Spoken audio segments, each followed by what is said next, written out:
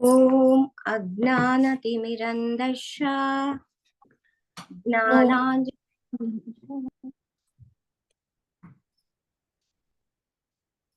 జ్ఞానాంజనశలాకయా చక్షురన్మిళితం యేన తస్మై శ్రీ గురవే నమః.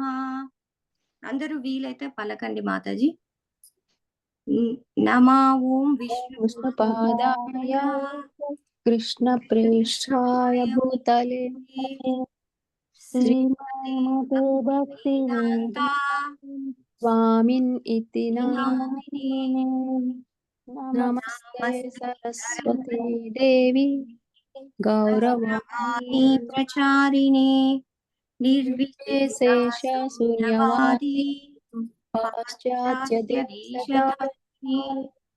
జయ శ్రీ కృష్ణ చైతన్య ప్రభు నిత్యానంద శ్రీ అద్వైత గదాధర శ్రీవాసాది గౌర భక్తవృంద. హరే కృష్ణ హరే కృష్ణ కృష్ణ కృష్ణ హరే హరే హరే రామ హరే రామ రామ రామ హరే హరే. రాధా గోవిందులకు ప్రణామం చేసుకోండి. పరమ పూజ్య శ్రీ ఏసీ భక్తి వేదాంత శ్రీల ప్రభుపాదుల వారికి నమస్కారం చేసుకోండి. శ్రీల ప్రభుపాదికి జై. పూజ్య శ్రీ జై పతాక స్వామి మహారాజుకి జై. అందరికి నా స్క్రీన్ కనిపిస్తుంది కదా మాతాజీ? కనిపిస్తుంది. గీతా మహాత్యం. గీతాయః పుస్తకం యాత్ర నిత్యాపదాత్స వర్తతే తత్ర సర్వాణి తీర్థాని ప్రయాగాధాని భూతలే. ఎవరైనా చదువుతారా మాతాజీ?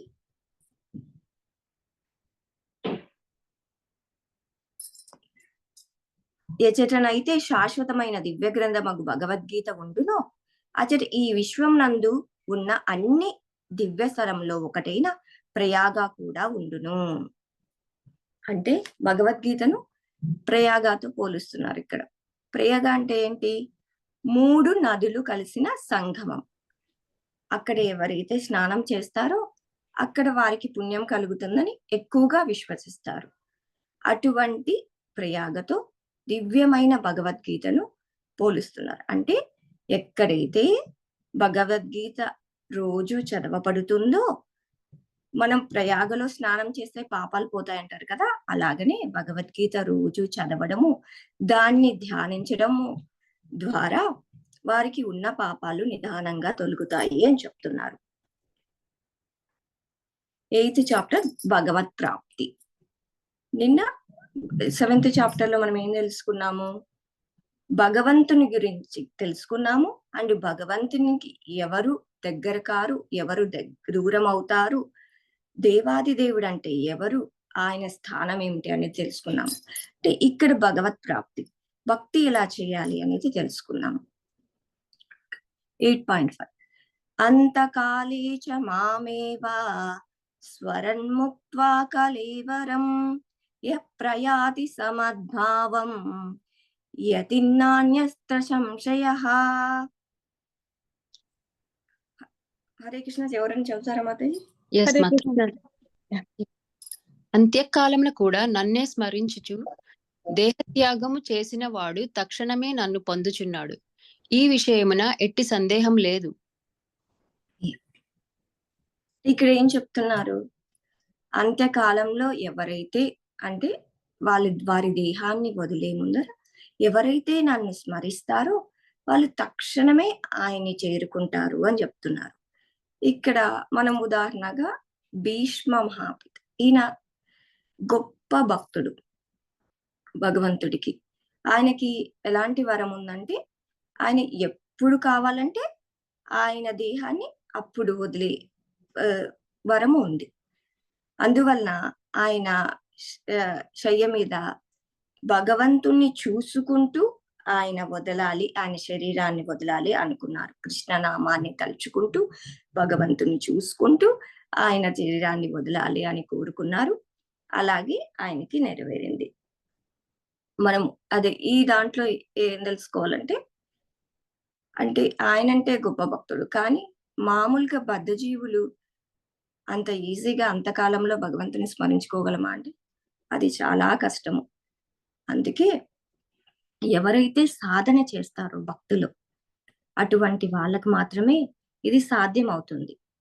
ఆ సాధన కూడా ఎప్పుడూ ఎవ్రీ ప్రతిరోజు సాధన చేయడం ద్వారా మనకి అంత్యకాలంలో భగవంతుని స్మరించే భాగ్యం వస్తుంది అని అంటాం. కానీ ఇప్పుడు ప్రెజెంట్ సిట్యుయేషన్‌లో ఈ భౌతిక ఆహ్, జగత్తులో అంటే ఎవరైతే భక్తి చేయాలనుకున్నారో, ఈ చిన్న వయసులోనే భక్తికొచ్చారనుకోండి, ఫస్ట్ వారిని ఆహ్, అందరూ వెనక్కి లాగాలని జూస్తారు. అంటే అందరికీ మైండ్‌లో ఎలా ఉంటదంటే, ఇప్పటి నుంచే భక్తి చేయడం ఎందుకు? ఆహ్, ఆహ్, 50, 60 సంవత్సరాల తర్వాత భక్తి చేద్దాంలే, అప్పుడు చేస్తే సరిపోతుంది అనే భావనలో ఉంటారు. కానీ ఎవరైతే చిన్న వయసు నుంచే భక్తిని ప్రారంభించి సాధన చేస్తారో, అటువంటి వారికి మాత్రమే అంత్యకాలంలో భగవంతుడిని స్మరించడానికి సాధ్యమవుతుంది. ఇంకోటి ఈ భక్తి చేసేటప్పుడు ఎలా ఉండాలనేది చైతన్య మహాప్రభు ఒక శ్లోకం చెప్పారు. తృణాదిపి తృణాదిపి సునీచేన తరోరివ సహిష్ణున అమానేన మానదేన కీర్తయంత సదార్హ. భక్తిలో ఉన్నప్పుడు మనం చెట్టు ఎంత ఓపికగా ఉంటది అంటే, గాలి వచ్చినా, ఎండ వచ్చినా, చలి వచ్చినా ఎటువంటి దానికైనా ఓర్చుకొని చాలా ఓపికగా ఉంటది.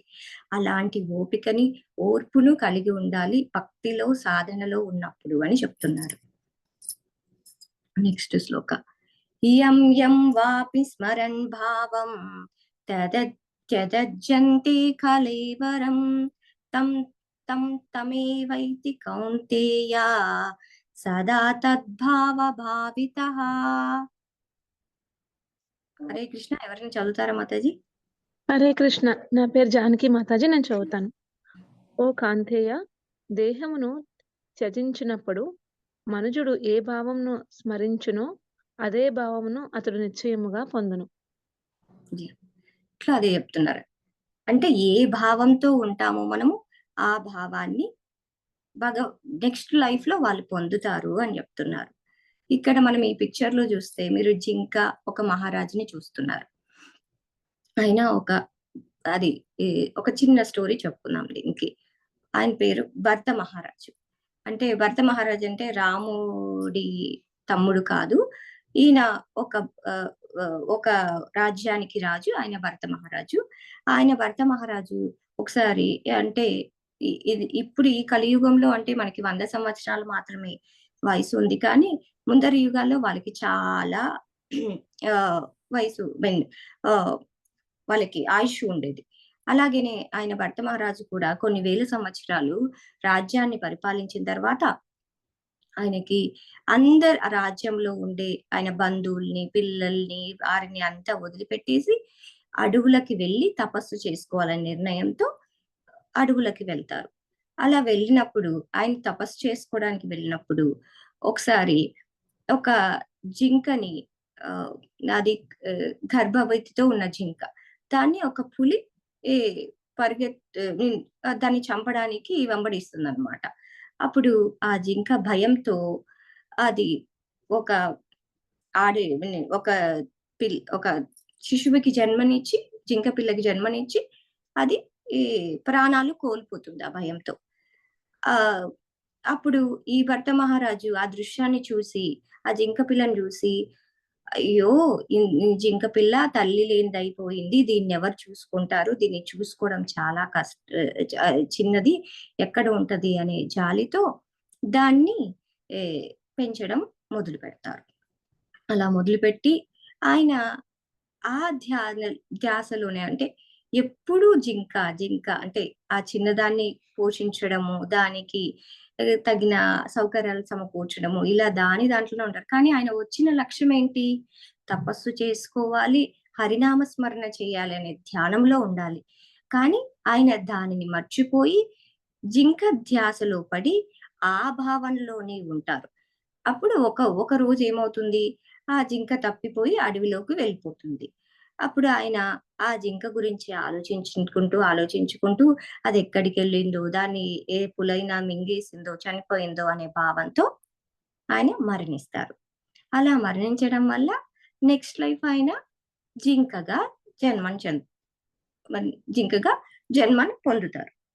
ఆ జింక ఆహ్, జన్మలో ఆయన అదృష్టశాలి. అందుకే ఆయనకు పూర్వజన్మ గుర్తుంది. పూర్వజన్మలో ఆయన ఏం తప్పు చేశారు? ఎలాంటి భావనలో ఉన్నారు? ఎలాంటి భావనలో చనిపోయారనేది గుర్తుకొస్తుంది.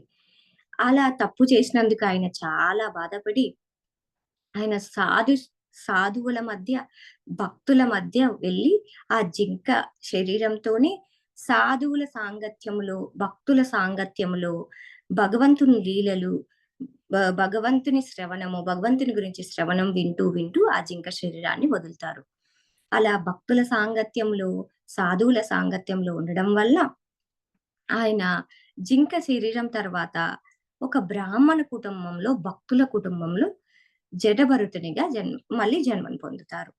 అలా బ్రాహ్మణ కుటుంబంలో జన్మను పొంది ఎటువంటి భౌతిక వాంఛలు, ఎటువంటి భౌతిక కోరికలు ఏవీ లేకుండా కేవలం భగవంతుని మీదనే ధ్యానము ఉంచి, ఆయన భగవంతుని ధ్యానం చేసుకుంటూ భగవంతుని నామాన్ని పొందుతారు.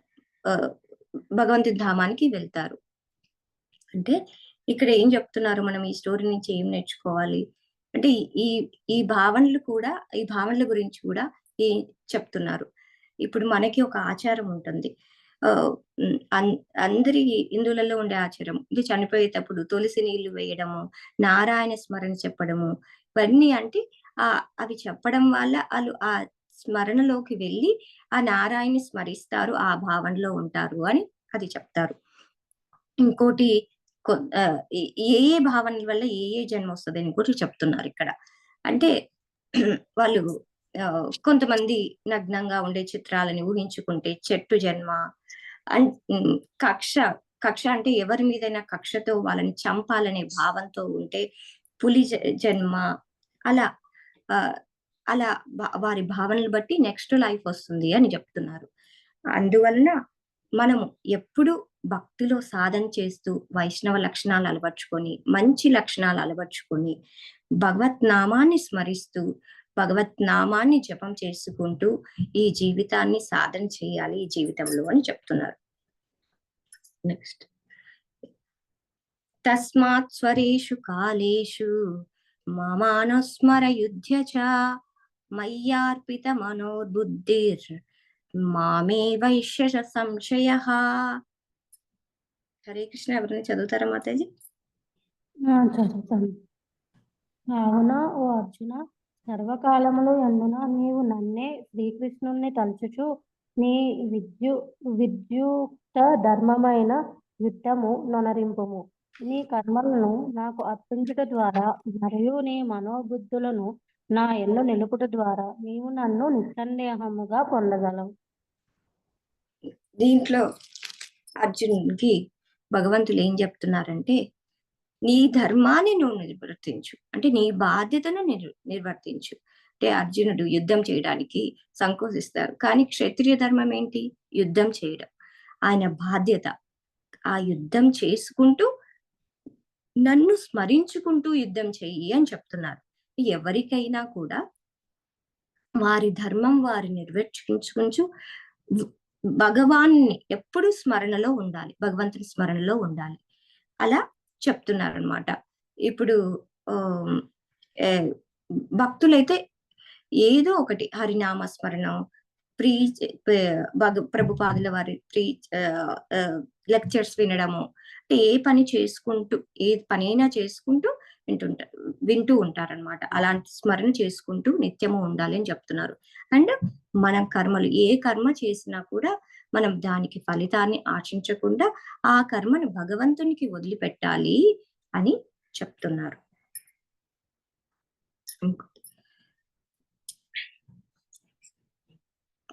మముపేత్య పునర్జన్మ దుఃఖాలయమశాశ్వతం నాప్నువంతి మహాత్మానః సంసిద్ధిం పరమం గతః. హరే కృష్ణ. ఎవరైనా చదువుతారా మాతాజీ? భక్తి యోగులైన మహాత్ములు నన్ను పొందిన పిమ్మట సంపూర్ణ తత్వమును బడసిన వారగుటచే దుఃఖాలయమైన ఈ అనిత్య జగమునకు ఎన్నడూనూ తిరిగిరారు. ఇక్కడ ఒక వర్డ్ చూడండి, దుఃఖాలయం అశాశ్వతం. ఈ భౌతిక జగత్తుని దుఃఖాలయం అశాశ్వతం అంటున్నారు. అంటే ఎప్పుడూ దుఃఖంతో కూడుకొని ఉంటుంది, అశాశ్వతమైనది ఇది అని చెప్తున్నారు. కొంతమంది క్వశ్చన్ రావచ్చు, ఎందుకు దుఃఖం ఉంటుంది ఈ భౌతిక జగత్తులో? మాకు కావలసినంత సంపద ఉంది, కావలసినంత ఆనందం ఉంది, కారు ఉంది, అమెరికాలో మంచి ఇల్లు ఉంది, హ్యాపీగా బతుకుతున్నాము అని అదే క్వశ్చన్ రావచ్చు. కానీ అందరికీ ఏదో ఒక సమస్యతో అయితే బాధపడుతుంటారు. అది ఎవరి స్థాయికి తగ్గట్ల సమస్య వారికి ఉంటుంది. అది కాకుండా ఈ భౌతిక జగత్తులో ఎప్పుడు మనము జరా వ్యాధి అంటే ఏదో ఒక దుఃఖంతో ఉంటూనే ఉంటాము. చిన్నప్పటి నుంచి పెద్దగా అయ్యేంత వరకు ఎన్నో. అంతెందుకండి, మనం జన్మను తీసుకునేటప్పుడు తల్లి గర్భంలో శిశువు ఎంత బాధపడుతుంది. ఒక చిన్న సంచిలో నమస్కారం పొజిషన్ లో ఉండి మలమూత్రాలతో తల్లి తిన్న మసాలా దినుసులు భరించలేక చాలా బాధపడుతూ ఉంటుంది. ఆ శిశువు అప్పుడే భగవంతుని వేడుకుంటుంది, భగవంతుడా నాకు ఈ కష్టం నుంచి బయటపాడేస్తే నేను బయటికి వచ్చి నీ భక్తిని చేసుకుంటాను స్వామి, నీ సాధన చేసుకుంటాను స్వామి అని వేడుకుంటుంది. కానీ అది బయటికి వచ్చినాక ఈ మాయా ప్రభావం వల్ల భగవంతుని అందరూ మర్చిపోతారు. అండ్ ఇంకోటి జననము మరణం వచ్చినప్పుడు ఆ మరణం ఎలా ఉంటుందంటే భాగవతంలో చెప్తారు, 10,000 తేళ్లు కుట్టినంత నొప్పితో ఉంటుందంట మరణం అనేది. అంటే ఆ మరణ సమయంలో కూడా భగవంతుని గుర్తు పెట్టుకోవడం అంత సాధ్యం కాదు, మనం సాధన ద్వారా మాత్రమే మనకు సాధ్యం అవుతుంది అని చెప్తున్నారు. ఇక్కడ ఇంకొక ఎగ్జాంపుల్ తీసుకుందామండి. స్టీవ్ జాబ్స్ అని యాపిల్ క్రియేట్ చేసిన ఫౌండరు, ఆయన క్యాన్సర్ తో బాధపడుతూ చనిపోయారనమాట. ఆయన చనిపోయేటప్పుడు ఒక్క మాట చెప్తారు, నాకు చాలా ఆస్తి, చాలా మిలియన్స్ లో కావలసినంత ధనం ఉంది, కానీ నా బాధను షేర్ చేసుకోవడానికి ఎవ్వరూ లేరు అని బాధపడతారు. ఎవరైనా ఎవరి నొప్పినైనా ఎన్ని కోట్లు ఇచ్చినా షేర్ చేసుకుంటారా? అది అసాధ్యము. అంటే మనము ఈ భౌతిక ప్రపంచం అనేది శాశ్వతమైనది కాదు. ఇది ఎప్పుడైనా అశాశ్వతమే. దీన్ని వదిలిపెట్టి ఎప్పుడైనా వెళ్ళాలి. అందుకని ఈ భౌతిక ప్రపంచం మీద ఎప్పుడూ బంధాన్ని ఏర్పరచుకోకుండా భక్తిలో ఉండి సాధన చేస్తూ ఈ భౌతిక ప్రపంచం యొక్క బంధాన్ని మెల్లమెల్లగా వదిలిపెట్టాలి అని చెప్తున్నారు. అందుకే దుఃఖాలయం అశాశ్వతం, ఈ దుఃఖమైన భౌతిక జగత్తు అశాశ్వతం అని చెప్తున్నారు. నెక్స్ట్, ఆ బ్రహ్మ భువనార్లోక. ఇది ఇంపార్టెంట్ శ్లోక మాతాజీ, పలుకుతారా అందరూ ఒకసారి? పలుకుతామండి. ఆ బ్రహ్మ భువనార్లోక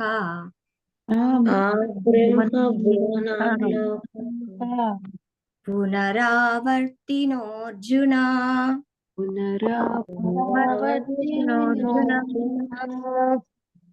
మాముపేత్యతు కౌంతేయ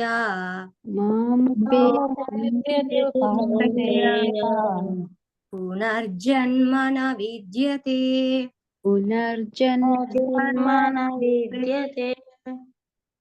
ఎవరైనా చదవండి మాతాజీ. హరే కృష్ణ. హరే కృష్ణ. భౌతిక జగమునందలి అత్యున్నత లోకము మొదలుకొని అధమ లోకము వరకు గల సర్వలోకములు జన్మ మృత్యుభరితమైన దుఃఖ ప్రదేశములే కాని ఓ కౌంతేయ, నా లోకమును చేరినవాడు తిరిగి జన్మను నందడు. దీంట్లో ఏం చెప్తున్నారు? ఆ బ్రహ్మ భువనార్లోక పునరావర్తినో అర్జున. అంటే ఏ ప్లానెట్ లో అయినా 14 లోకాలు ఉంటాయి. 6 ఊర్ధ్వలోకాలు, మధ్యలో భూలోకము, మరి 7 పాతాళ లోకాలు. ఊర్ధ్వలోకాలు స్వర్గలోకము, భువర్లోకము, బ్రహ్మలోకము అనుకుంటూ, పాతాళ లోకాలు అతల, వితల, సుతల, రసాతల, పాతల, ఇలా ఈ లోకాలన్నీ ఉంటాయి. కానీ ఈ లోకాలన్నింటిలో ఎక్కడికి వెళ్ళినా మళ్ళీ మనం తిరిగి భూలోకంలో వచ్చి జన్మ తీసుకోవాల్సిందే అని చెప్తున్నారు. ఈ అన్ని లోకాల్లోకెల్లా బ్రహ్మలోకము చాలా అత్యున్నతమైన లోకము. కానీ ఆ బ్రహ్మలోకానికి వెళ్ళినా కూడా తిరిగి మనం జన్మ తీసుకోవాల్సిందే. కానీ భగవంతుని ధామానికి వెళ్తే మనం తిరిగి జన్మ పొందాల్సిన అవసరం లేదు. ఆ బ్రహ్మ యొక్క ఆ బ్రహ్మ వయసు చాలా ఎక్కువ, సహస్రయుగ పర్వంతం. అంటే ఆయన 1000 యుగాలు ఒకసారి గడిపితే ఆయన పగలవుతుంది, 1000 యుగాలు ఒకసారి గడిస్తే ఆయన రాత్రి అవుతుంది. అంటే అంత ఉన్నా కూడా ఆయన వయసు అయిపోగానే మళ్ళీ ఆయన జన్మ తీసుకోవాలి. అలాగే అందరూ ఏమనుకుంటారంటే ఈ లోకం కంటే భూలోకం కంటే ఉన్నతమైన లోకము స్వర్గలోకానికి వెళ్దాము. అలా నేను స్వర్గలోకం భూలోకం కంటే స్వర్గలోకంలో ఇంకా ఎక్కువ వసతులు ఉంటాయి. అంటే అక్కడ స్త్రీలు అందంగా ఉంటారు, చాలా సౌకర్యాలు ఉంటాయి. మీన్ ఎంత సౌకర్యాలు ఉన్నా కూడా స్వర్గలోకంకి వెళ్ళినా కూడా మనం తిరిగి మళ్ళీ జన్మ తీసుకోవాల్సిందే. కానీ భగవంతుని దగ్గరికి వెళ్తే తిరిగి జన్మలు అవసరం లేదు. కొంతమంది స్వర్గలోకానికి వెళ్ళడానికి ఎన్నో యజ్ఞయాగాదులు, దానాలు అన్ని చేస్తారు, కానీ దానివల్ల ఫలితం లేదు అని భగవంతుడు చెప్తున్నారు. ఎవరైతే గోలాకానికి వెళ్తారో వాళ్ళు తిరిగి రాదు. అదే యజ్ఞయాగాదులు, అదే భక్తి భగవంతుని కోసం చేయాలి అని ఈ శ్లోకంలో స్పష్టంగా భగవంతుడు మనకి చెప్తున్నారు. వేదేషు యజ్ఞేషు తపస్సు చైవ దానేషు యత్ పుణ్యఫలం ప్రదిష్టం అత్యేతి తత్సర్వమిదం విదిత్వా యోగి పరం స్థానముపైతి చాద్యం. హరే కృష్ణ. ఎవరైనా చదువుతారా మాతాజీ?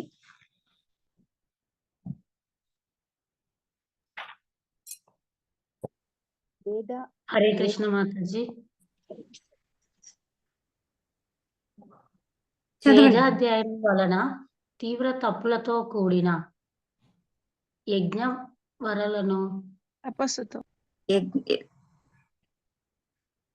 యజ్ఞచర్యల వలన, దానము వలన లేదా తత్వ కర్మల వలన మరియు కామ్య కర్మలను పునరుచుట వలన కలుగు ఫలితములు భక్తి మార్గము చేపట్టిన చాలా సన్నగా ఉన్నాయి మాతాజీ. వేరే వాళ్ళు చదవండి. నేను చదువుతానండి. వేదాధ్యాయము వలన తీవ్ర తపస్సులతో కూడిన యజ్ఞాచరణము వలన, దానము వలన లేదా తాత్విక కర్మలను మరియు కామ్య కర్మలను అనుసరించుట వలన కలుగు ఫలితములు భక్తి మార్గము చేపట్టిన మనుజునికి లభింపకపోవు. కేవలము భక్తియుత సేవ అనుసరించుట ద్వారా అతడు వీటన్నిటినీ పొందటేగాక అత్యమున దివ్యమైన పరంధామమును సైతము చేరగలడు. అంటే దీంట్లో వేదాధ్యయనము, తీవ్ర తపస్సు దీనిల గురించి చెప్తున్నారు మాతాజీ. అంటే కొంతమంది వేదాధ్యయనాలు, యజ్ఞాలు, దానాలు, తపస్సులు, కామ్యకర్మలు ఇలా వనరిస్తూనే ఉంటారు. కానీ వీటన్నింటినీ చేసే కంటే భక్తి మార్గము చేయడము అత్యుత్తమమైనది అని చెప్తున్నారు. అంటే భక్తి మార్గంలో వీటన్నింటినీ చేసిన ఫలితము మనకి వస్తుంది. అండ్ ఈ భక్తి మార్గంలో ఇవన్నీ మనము చేయగలము. దానము, యజ్ఞము, తపస్సు అన్ని చేయగలము. ఒక భక్తి మార్గం ఒక్కటి చేసినా చాలు, మిగతావన్నీ అవసరం లేదు, భక్తిలో ఉండడం వల్ల ఇవన్నీ చేసిన ఫలితం మనకి వస్తుంది అని చెప్తున్నారు. అలాగే భక్తిలో ఉండడం వల్ల మనకు మనసు చాలా పవిత్రమవుతుంది, మెదడు పవిత్రమవుతుంది, మనసు నిర్మలంగా ఉంటుంది.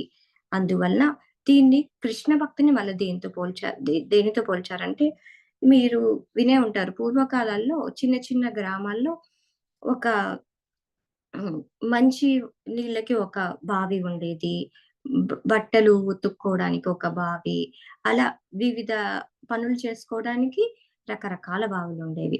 అలా కాకుండా కొన్ని గ్రామాల్లో ఒకటే నది ఉండేది. అంటే అది అన్ని ప్రయోజనాలకి ఏ ఏ చేకూరుతుందనమాట. దాంట్లోనే వాటర్ తీసుకోవచ్చు, దాంట్లోనే బట్టలు వాష్ చేసుకోవచ్చు, అలా అన్నమాట. అలాగే ఆ నదితో, పారాడే నదితో కృష్ణ భక్తిని పోల్చారు. అంటే ఏ యజ్ఞాలు, తపస్సులు అవసరం లేదు. ఓన్లీ హరే కృష్ణ మహామంత్రాన్ని జపించుకుంటూ భక్తి మార్గంలో ఉండడం వలన ఈ అన్ని చేసిన ఫలితాలని మనం పొందవచ్చు అని చెప్తున్నారు. భక్తి అని చెప్తున్నాము. అసలు భక్తిత సేవ అంటే ఏంటి, భక్తిని ఎలా చేయాలి అనేది నెక్స్ట్ భాగవతంలో ప్రహ్లాద మహారాజు ఇలా చెప్తున్నారు. శ్రవణం కీర్తనం విష్ణుస్మరణం పాదసేవనం అర్చనం వందనం దాస్యం సాఖ్యం ఆత్మనివేదనం ఇతి పుంసార్పితా విష్ణు నవలక్షణ క్రియతే భగవతి అద్దాతాన్ మన్యీదీతం ఉత్తమం. ఎవరో ఎగ్ తింటారంట. హరే కృష్ణ మాతాజీ, ఎవరైనా చదువుతారా మాతాజీ? నేను చదువుతాను మాతాజీ.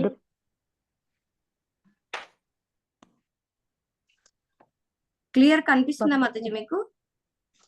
కనిపిస్తుంది మాతాజీ. భక్త ప్రహ్లాదుడు పలికెను, విష్ణు భగవానుని దివ్యనామ రూప గుణ పరికర లీలలను గూర్చి వినుట, కీర్తించుట, వానిని స్మరించుట, ఆ దేవదేవుని పాదపద్మములను సేవించుట, షోడశోపచార విధితో అతనిని అర్చించుట, అతని వందనములు నర్పించుట, అతనికి దాసుడిగా నగుట, ఆ భగవంతునే తమ ఉత్తమ మిత్రుడని భావించుట, సమస్తమును అతనికి అర్పించుట, అనగా దేహము, మనస్సు, వాక్కులతో అతనిని సేవించుట అనడి 9 పద్ధతులే విశుద్ధ భక్తి యోగమని అంగీకరించబడినవి. ఈ 9 పద్ధతుల ద్వారా జీవితమును కృష్ణ సేవకు అంకితం కావించిన వాడు పూర్ణ జ్ఞానమును ఒడిసిన వాడైనందున సర్వోత్తమ పండితుడని తెలుసుకొనవలెను. హరే కృష్ణ మాతాజీ. దీంట్లో భక్తి అనేది ఎలా చేయాలి, 9 భక్తి విధానము అనేది ఎలా చేయాలి అని చెప్తున్నారు. ఫస్ట్ది శ్రవణం. శ్రవణం అంటే మనం ఎంత చక్కగా శ్రవణం భగవంతుని గురించి చేస్తామో అప్పుడు మనకి భక్తి ఏర్పడుతుంది. శ్రవణానికి చక్కని ఉదాహరణ పరీక్షిత్ మహారాజు. పరీక్షిత్ మహారాజు ఆయనకి వారం రోజుల్లో ఆయన చనిపోతారు అనగానే ఫస్ట్ అందరి సాధువుల్ని, అందరి ఋషుల్ని పిలిచి నేను ఏం చెయ్యాలి, భగవంతుని గురించి ఎలా తెలుసుకోవాలి, భగవంతుని ధామానికి ఎలా వెళ్ళాలి అని ఫస్ట్ అదే అడిగారు. కానీ ఇప్పుడు ప్రజెంట్ ఈ భౌతిక జగత్తులో కలియుగంలో వాళ్ళకి చావు వస్తుందంటే ఫస్ట్ ఏం ఆలోచిస్తారు, వాళ్ళ ప్రాపర్టీస్ గురించి, ప్రాపర్టీస్ ఎవరికి రాసివ్వాలి, నా ప్రాపర్టీస్ ఏమవుతాయి, నా బిజినెస్ ఏమవుతుంది, నేను చనిపోతే ఎలా, ఇవే ఆలోచిస్తారు. కానీ పరీక్షిత్ మహారాజుని చూడండి, వారం రోజుల్లో చనిపోతాడనంగా కూడా ఏమీ ఆలోచించకుండా, చావు గురించి ఎటువంటి చింత లేకుండా ఆయన భాగవతం శ్రవణం చేయడానికి సిద్ధమయ్యారు. ఎలా శ్రవణం చేశారంటే పరీక్షిత్ మహారాజు వారు 7 రోజులు ఆహారము, నిద్ర, ఎటువంటి ఆలోచన లేకుండా శ్రవణం చేశారు. అలానే మనం శ్రవణం చేయాలని చెప్తున్నారు. అంటే భగవంతుని గురించి ఏదైనా శ్రవణం చేసినప్పుడు ఎటువంటి ఆలోచన లేకుండా ఆయన మీదనే ధ్యానం నిలిపి పరీక్షిత్ మహారాజు లాగా శ్రవణం చేయాలి అని చెప్తున్నారు. ఆయన ఏ రోజు కూడా భగవంతుని లీలలు వినాలని ఉత్సాహంతో ఇంకా ఎక్కువగా ఉన్నారు. కానీ నాకు నిద్ర వస్తుంది, నాకు ఆహారం ఇవ్వండి, నాకు దాహం వేస్తుంది అని అటువంటి ఆలోచన ఆయనకు లేదు. అంటే ఇంకోటి నెక్స్ట్ది కీర్తనం. కీర్తనంకి ఉదాహరణ అంటే చైతన్య మహాప్రభు అంటే సుఖదేవ గోస్వామి. సుఖదేవ గోస్వాముల వారు కూడా పరీక్షిత్ మహారాజు ఎంత చక్కగా భాగవతం శ్రవణం చేశారో అంత చక్కగా సుఖదేవ గోస్వాముల వారు కూడా ఎటువంటి అలసట లేకుండా 7 రోజులు పరీక్షిత్ మహారాజుల వారికి భాగవతం వివరించారు, బోధించారు. ఆయన భగవంతుని కీర్తన చేశారు. ఇంకోటి విష్ణు స్మరణం. విష్ణు స్మరణకి ఉదాహరణ మనం ప్రహ్లాద్ మహారాజుల వారిని తీసుకోవచ్చు. ప్రహ్లాద్ మహారాజుల వారు ఎంత చిన్న వయసు నుంచి ఆయన భగవంతుని నామస్మరణ చేస్తూనే ఉంటారు. అంటే ఆయన ఎటువంటి ఆపదలు వచ్చినా ఆయన కన్న తండ్రి ఆయన్ని చంపాలని ఎన్ని విధాల చంపాలని ఆలోచిస్తారు. అన్ని విధాలా చంపాలని అనుకున్నా కూడా ఆయన విష్ణు స్మరణ మాత్రం వదలలేదు. విష్ణు స్మరణ చేస్తూనే ఉంటారు. ఓం నమో వాసుదేవాయ, ఓం నమో వాసుదేవాయ అనుకుంటూ ఆయన ప్రహ్లాదులు ఎటువంటి కష్టాలు వచ్చినా, ఎటువంటి బాధలు పెట్టినా కూడా, ఎటువంటి చావుకు చంపాలని చూసినా కూడా ఆయన ఏ విధంగా ఆలోచించకుండా ఎప్పుడు భగవంతుని నామస్మరణ, ఎల్లప్పుడూ భగవంతుని నామస్మరణలో ఉండేవారు. అందుకే అటువంటి భక్తుని కోసము ఆయన భగవంతుడు లక్ష్మీ నరసింహునిగా అవతారం ఎత్తి ఆయన కష్టపెట్టిన ఆయన తండ్రిని ఆయన చంపివేస్తారనమాట. నెక్స్ట్ పాదసేవనము. పాదసేవనంకు మంచి ఉదాహరణ లక్ష్మీదేవి. ఆమె ఎప్పుడు భగవంతుని పాదాల దగ్గరే ఉంటుంది. భగవంతునికి పాదసేవనం చేస్తూనే ఉంటుంది. ఆమె భగవంతుని పాదాలను వదిలిపెట్టి ఎప్పుడూ ఉండదు. అలాంటిది లక్ష్మీదేవి భగవంతుని పాదాలను స్మరిస్తూనే ఉంటుంది. ఇంకోటి అర్చనం. అర్చనంకి ఉదాహరణ మనం చాలా మందిని తీసుకోవచ్చు. ఈ అర్చనంకు ఉదాహరణ ఉద్ధవుని తీసుకుంటారు. ఉద్ధవుడు మధురాకి వెళ్ళినప్పుడు బృందావనంకి వెళ్ళినప్పుడు ఉద్ధవులు ఆయన భగవంతుణ్ణి మధురకు తీసుకొని రావడానికి చాలా అర్చన చేస్తారు. భగవంతుని చాలా కీర్తిస్తారు. అర్చనాదులతో కీర్తించి భగవంతుణ్ణి బృందావనం నుంచి మధురకు తీసుకొస్తారు. ఇంకోటి వందనం. కుంతీదేవిని, ఈ వందనానికి ఎగ్జాంపుల్ కుంతీదేవిని తీసుకోవచ్చు. కుంతీదేవి ఎంత గొప్ప భక్తురాలంటే, ఎవరైనా కష్టాలు వస్తే మళ్ళీ కష్టాలు రావాలని ఎవరైనా కోరుకుంటారా? కానీ అలాంటిది కాదు కుంతీదేవి. కుంతీదేవి మాత్రము చాలా గొప్ప భక్తురాలు. ఆవిడ భగవంతుని దగ్గరికి వెళ్ళి, నాకు ఇంకా కష్టాలు ఇవ్వండి, మీరు ఎంత ఎక్కువ కష్టాలు ఇస్తే అంత నేను మిమ్మల్ని ధ్యానిస్తాను అని వేడుకుంటుంది. అలా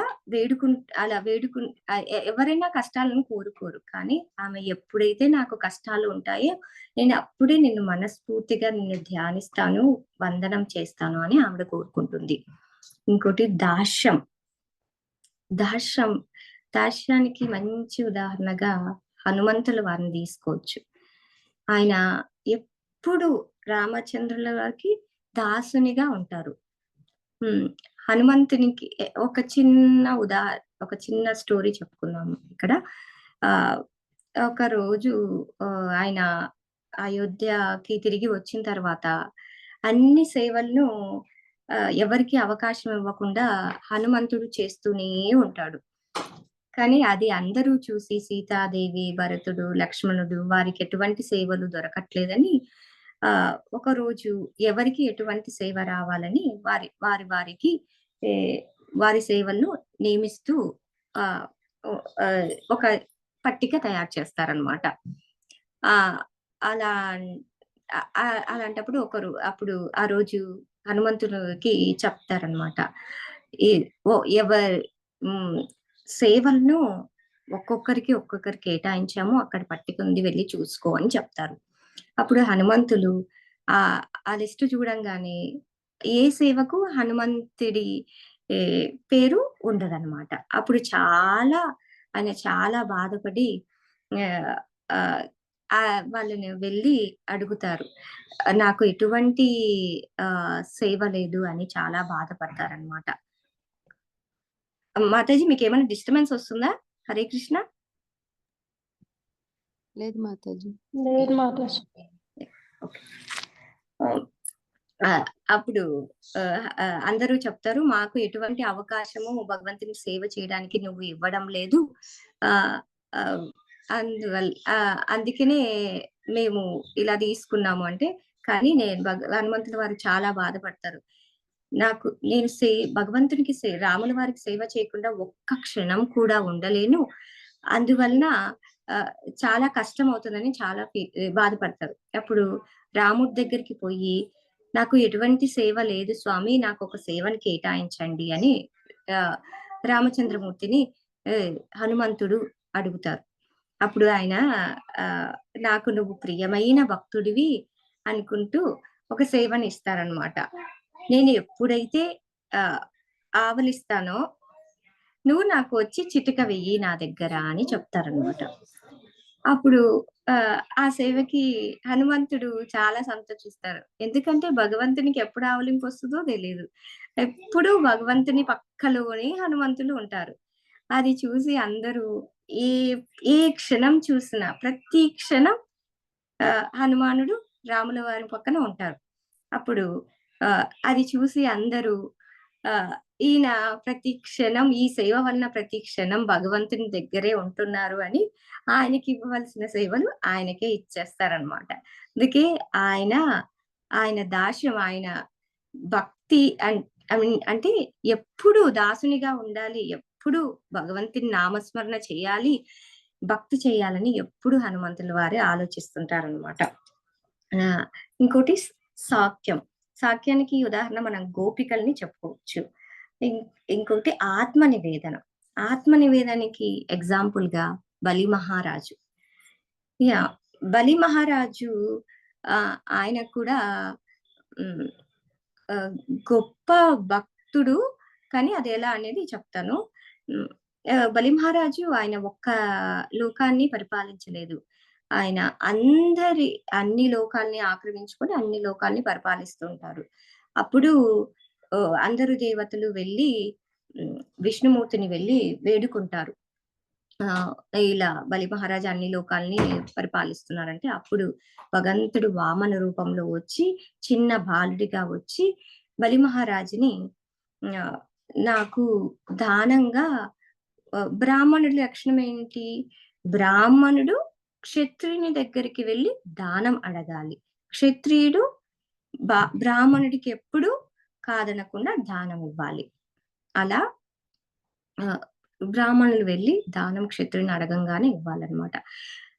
వామనుడు వెళ్ళి నాకు 3 అడుగుల నేలను ఇవ్వు అంటే బలి మహారాజు దానికి ఎటువంటి అభ్యంతరం లేదు, నువ్వు ఇంక చాలా చిన్నగా ఉన్నావు, నీకు 3 అడుగుల నేల ఏముంది, చిన్న స్థలమే కదా అని దానికి ఒప్పుకుంటారు.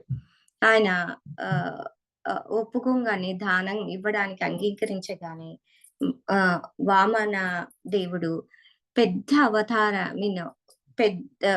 తను పెద్దగా అయిపోయి ఒక అడుగుతో మొత్తం భూలోకాన్ని ఆక్రమించేస్తారు.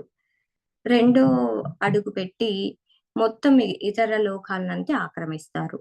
3వ అడుగు ఎక్కడ పెట్టాలి అని బలి మహారాజుని అడగంగానే ఆయన ఆత్మని అంటే ఆయన దేహాన్ని చూపించి, ఆయన తలను చూపించి, ఆయన ఆయన ఆయన ఆయన సమర్పించుకుంటాడు భగవంతునికి. అంటే ఆయన ఆత్మని ఆయన్నే నివేదించుకున్నాడు భగవంతునికి. అందుకనే ఇటువంటి ఆత్మ నివేదనకి చక్కని ఉదాహరణ బలి మహారాజుని చెప్పుకోవచ్చు. ఇంకా అన్ని ఆధ్యాత్మిక పద్ధతుల కంటే నవవిధ భక్తి విధానములైన శ్రవణము, కీర్తనము మొదలగునవి ఉత్తమమైనవి. ఎందువలనగా వాటికి శ్రీకృష్ణుని మనకు ఇవ్వగలిగిన మరియు అతని ఆధ్యాత్మిక ప్రేమను మనకు ఇవ్వగలిగిన అద్భుతమైన శక్తిని కలిగి ఉన్నవి. నవవిధ భక్తి విధానములన్నింటిలోనూ నామ సంకీర్తనము అత్యుత్తమమైనది. భగవంతుని దివ్యనామములను ఎటువంటి అపరాధములు లేకుండా జపించుట వలన ఎవరైనా చాలా తేలిగ్గా వెలకట్టలేని సంపదైన కృష్ణ ప్రేమను పొందగలరు. అంటే దీంట్లో జపం గురించి చెప్తున్నారు మాతాజీ. మనం జపం చేయడం వల్ల 3 విధానాలను నవవిధ భక్తులు పాటించగలరు. ఒకటి విష్ణు స్మరణ చేస్తున్నాము. ఇంకోటి శ్రవణము, భగవంతుని నామాన్ని స్మరణ చేస్తున్నాము. పాడుతున్నాము, పాడడం వల్ల కీర్తన చేస్తున్నాము. శ్రవణము, కీర్తనము, స్మరణము. శ్రవణం చేస్తున్నాము, కీర్తనం చేస్తున్నాము, స్మరణం చేస్తున్నాము. భగవంతుని తలుచుకునడం వల్ల స్మరణ, మనం దాన్ని పాడడం వల్ల కీర్తన, శ్రవణం అంటే వింటున్నాము. ఈ హరే కృష్ణ మహామంత్రాన్ని జపం చేయడం వల్ల నవవిధ భక్తి విధానంలో మనము 3 విధానాల్ని ఒకటేసారి చేయగలుగుతున్నాము. అందుకే ప్రతిరోజు మనం హరే కృష్ణ మహామంత్రాన్ని జపం చేయాలి అని ఇక్కడ స్పష్టంగా భగవంతుడు చెప్తున్నారు అన్నమాట. ఎవరికైనా భగవద్గీత లేకుంటే దాన్ని ఆర్డర్ చేయండి మాతాజీ.